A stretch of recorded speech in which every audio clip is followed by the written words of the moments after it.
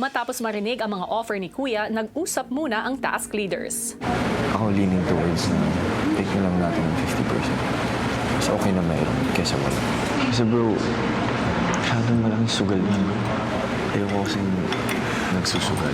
Especially na meron na tayo puhunan na pinaghirapan ng mga ibang housemates.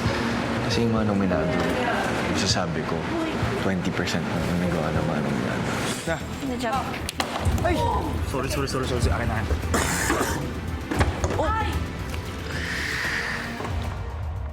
Karamihan talaga ng nakapagtayo ng bote si mga housemates na hindi nominado.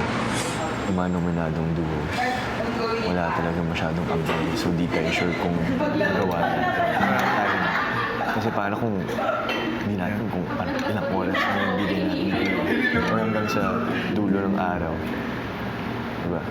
Lock na lang natin yung 50%. Oo, tapos feeling ko. Buti sana kung mas konti tayo. Na parang lahat tayo nakasalali. Hindi, game ako. Pero ayoko yung parang pipili lang tayo para tayo yung hero. Hindi naman ganun sa totoong buhay, bro. Pipiliin mo dapat yung mas safe ka kesa sugal. Inisip ko po yung mas ikakabuti ng lahat. Siyempre, kuya, ayaw namin i-sacrifice na totally wala kasi sobrang hirap talaga na walang weekly budget ang mga housemates. Ang laking risk yung tinataya namin. Naniniwala din ako na choose your fight. At sa tingin ko, yun ang pinaka-practical para sa amin. Ikaw mismo, sa sarili mo, hindi ka believe sa kakayanan mo. Mas pinipili mo na lang na mag-settle na lang dun sa mas madali. Hindi naman kuya sa wala akong tiwala sa sarili ko. Iniisip ko lang din talaga kung ano yung mas ikakabuti ng lahat. Sa tingin mo, mas ikabubuti kapag magsesettle kayo sa 50%? Hirap kuya. Kasi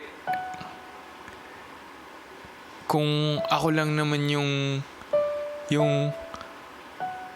hindi makakain, ilalaban ko naman yun eh.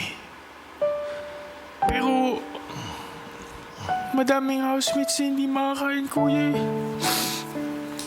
Pag hindi namin nagawa, gusto ko maging matapang sa weekly task na to at tapusin, makuha yung 100%. Pero nagigets ko din kasi si Emilio na kailangan namin maging smart eh. Ayaw namin na wala man lang kaming maiwan para sa kanila. Pero mas malaking may iwan nyo kapag lumaban pa kayo at hindi ka natakot. Sa labas ba ng aking bahay, Vince? Magsisettle ka na lang sa safe. Hindi naman sa safe ako mag-decide sa labas. Pero kasi pag nasa labas kasi sarili ko lang yung iniisip ko eh. Dito 14 na tao yung hindi makakakain kapag hindi namin nagawa. Sa buhay, lagi tayong may choices. It's either we settle for less, for the safe choices, or we achieve and we fight for greatness. Do you want to be remembered as a leader who went for the safe choice? Or as a leader who fights until the end? Ngayon na kinausap niyo ako kuya, gusto kong lumaban tsaka kunin yung 100% na weekly budget